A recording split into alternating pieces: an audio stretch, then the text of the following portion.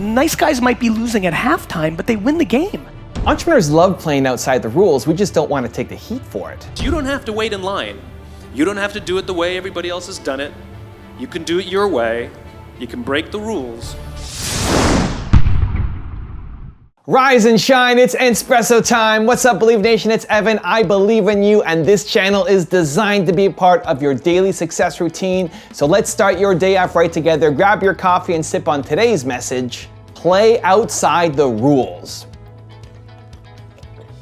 Over to you, Gary Vaynerchuk. Also, if you want to know what GaryVee and other successful entrepreneurs have to say about building unstoppable confidence, check out my 254 Confidence series, where every day for the next 254 days, I will send you a morning video for free to help you build your confidence. The link to join is in the description below. On a bigger macro, patience and failure, they all ladder up to one thing, which is insecurity. I wake up every morning. Espresso keep me going. I wake up every morning. You know, I hate things like nice guys finish last. Where? It's just not true. Nice guys might be losing at halftime, but they win the game. Nice guys always win. It's just so crazy, all this fodder in the system that isn't true. All the faking it till you make it as a fashion brand that's a lead, or at what every single 23-year-old male in the world is doing, which is fronting on Instagram because boys want girls, you know? And so like, I'm just unbelievably passionate in trying to, what I realized about myself was, the reason I won and I'm good is I've never played in the vortex. I've never played in the actual rules of life. I was an F student when every immigrant was supposed to be an A student because education was the way out. I launched an e-commerce wine business in 1996, right? Like that wasn't what I have a sneaker. Thanks for wearing them. Like I've always done things that don't make sense. I play outside of the actual game, and that has been where all my happiness has come from. And so many things have become obvious to me by playing outside of the rules. Playing outside of the rules is the best. And that's where I want people to understand we are pandering to so many things that just aren't true. Entrepreneurs love playing outside the rules. We just don't want to take the heat for it. We are born thinking about how something is broken, right? We hate working within the system. We hate having to follow somebody else's rules, especially when they don't make sense. I don't know that every entrepreneur just loves breaking every rule. I still like stopping at a red light because I don't want to get hit by oncoming traffic. But when the rules don't serve us, when we know the rules are stupid, that frustrates us. And that's why the world needs more entrepreneurs, because we're the ones who are going to build a new world, because that rule that served us 10, 20, 40, 60, 100 years ago no longer serves us anymore, and we want to change it. The problem is there's lots of people who want to protect it. Most people are afraid of change. There's a lot of people who want to protect the status quo that you are trying to disrupt. And so in being that entrepreneur, that rebel, the person who wants to break the rules, you're going to upset a lot of people. And as a result, you're gonna have to take a lot of heat. And this is where so many entrepreneurs fall down. You have a big vision, you have a big mission, you know what you wanna accomplish, you know the rules that you wanna change and break.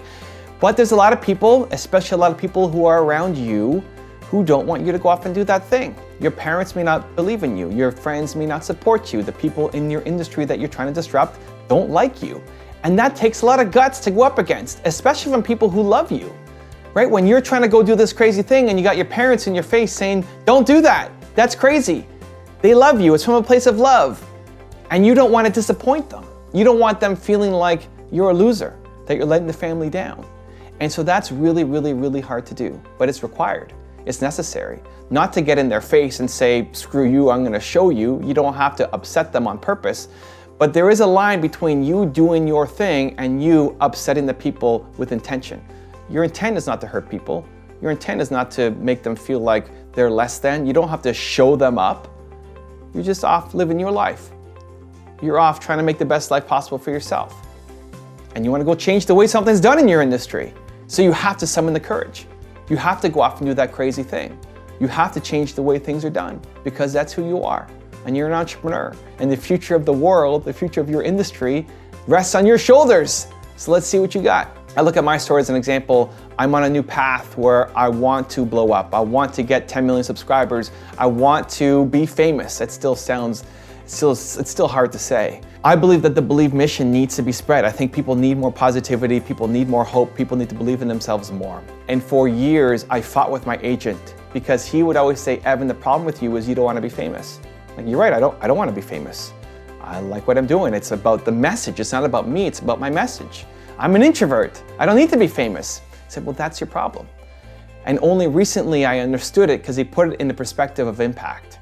He said, if you were more famous, you could have a bigger impact. Your Believe message could reach more people because you are now famous and more people know you. And so I've started a new series documenting my journey to get to 10 million subscribers, to become famous, to become a household name. Now, how do you become famous as an introvert who doesn't want to be famous? I don't know. Where are the rules? Who wrote the rules for that? I'm gonna have to figure it out. That's my journey, that's my challenge, that's my struggle. And that's the journey that I'm taking people on. As I go on my journey, you guys are invited to come along with me and hopefully we'll figure it out together. But I don't like the typical rules. I don't like how most people go off and become famous. And so I'm not gonna go that path.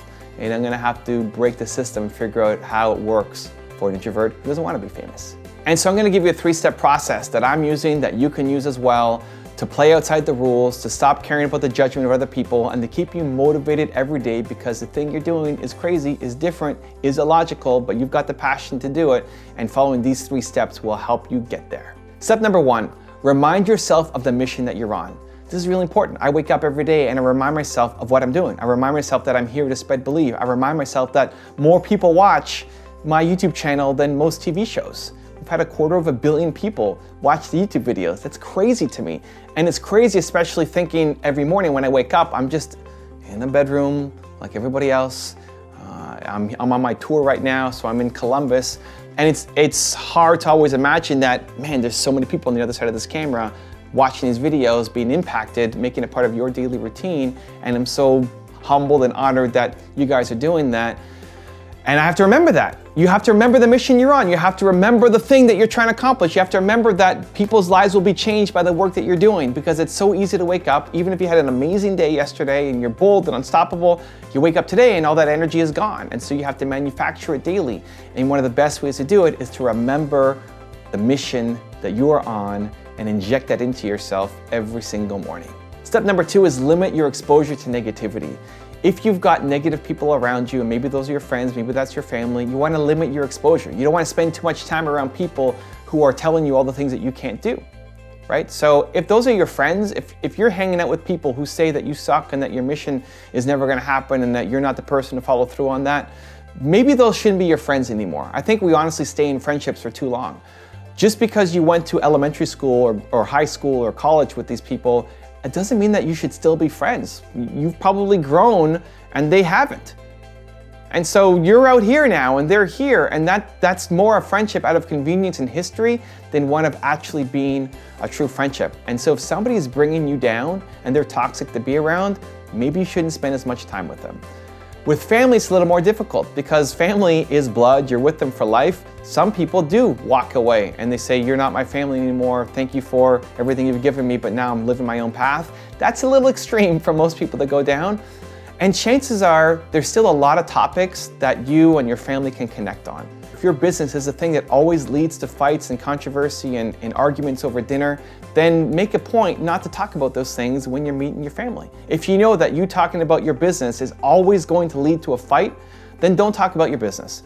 And it sucks, and I know it'd be amazing to have the support of your family and you really want that, but that can't be the limiting option. Like if they're not willing to support you, then just don't talk about it. If they bring it up, say, I don't want to talk about it. I know it always leads to fights. I love you. I'm happy. I'm doing my thing. Let's talk instead about whatever common interest you have, whatever else you want to talk about, whether it's sports, whether it's news, whether it's the weather, whatever you want to talk about, just not this thing that you know leads to controversy and negativity. You need to get rid of the negativity in your life.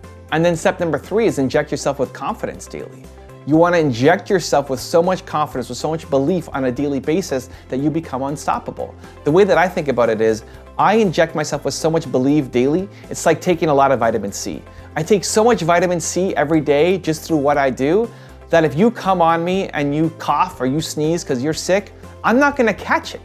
I'm not catching your sickness because I've stacked myself with so much health. And so if somebody who's negative comes around me, I'm not catching their negativity because I've injected myself with so much belief. And so you need to do the same thing.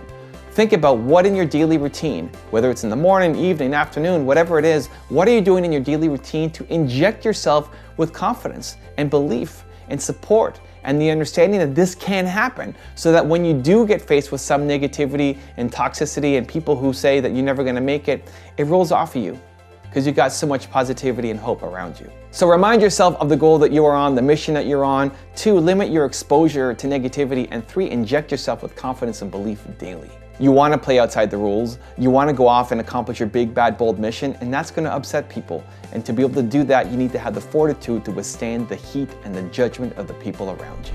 Now, I've got a really special bonus clip that I think you're going to enjoy. But before that, question of the day, I want to know, how do you handle the haters and the negativity around you? Let me know. Put in the comments below. Let me tell you a story. So a friend of mine and I, we went for a run in Central Park. The Roadrunners organization, on the weekends, they host races. And it's very common at the end of the race, they'll have a sponsor who will give away something, apples or bagels or something. And on this particular day, when we got to the end of the run, there were some free bagels. And they had picnic tables set up, and on one side was a group of volunteers. On the table were boxes of bagels, and on the other side was a long line of runners waiting to get their free bagel. So I said to my friend, let's get a bagel. And he looked at me and said, the line's too long. And I said, free bagel. And he said, I don't want to wait in line. And I was like, free bagel.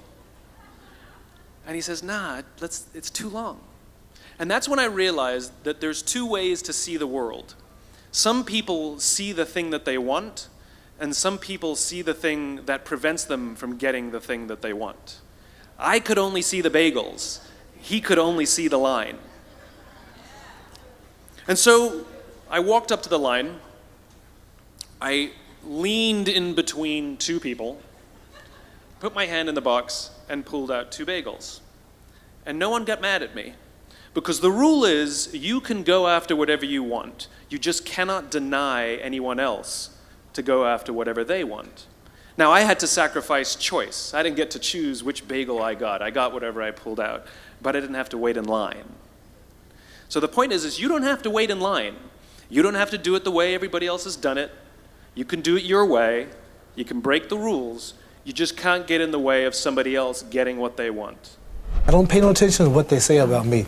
All I do is just do what I have to do and get paid, and that's it. But I don't really pay no attention to the rules of boxing. I don't pay no attention. I defy all the rules. I've added pages to the book of boxing. I have this game as such a thing now until boxing promoters can no longer afford my shows. I have governments like Iran ready to put up $10 million for me to fight Joe Frazier. I have governments like Cairo, Egypt, wanting to put up $6 million for people like Ron Lau. I have countries all back throughout Zaire talking to Mobutu. He wants him back again. They'll put up $5 million more for return with Foreman. When we talk about $10 million and $6 million and $4 million, this is unbelievable. And they don't expect to get the money back. They're promoting their countries and their ideals. So I've excelled so in this sport of boxing until Madison Square Garden is too small. Yankee Stadium is too small. The Houston Astrodome, the biggest promoters in the wealthiest Americans and Englishmen you can get for promotions cannot just promote me no more. You understand? So I've not only added pages to boxing, but added new sections to the boxing book. And if you want more Gary Vaynerchuk, check out the top 50 rules video I made on him. The link is right there next to me. I think you'll enjoy it. Continue to believe, and I'll see you there. Like, that scares the piss out of me what these 3 people are doing right now. Dwelling on what you f***ed up on is the quickest way for the next thing not to work.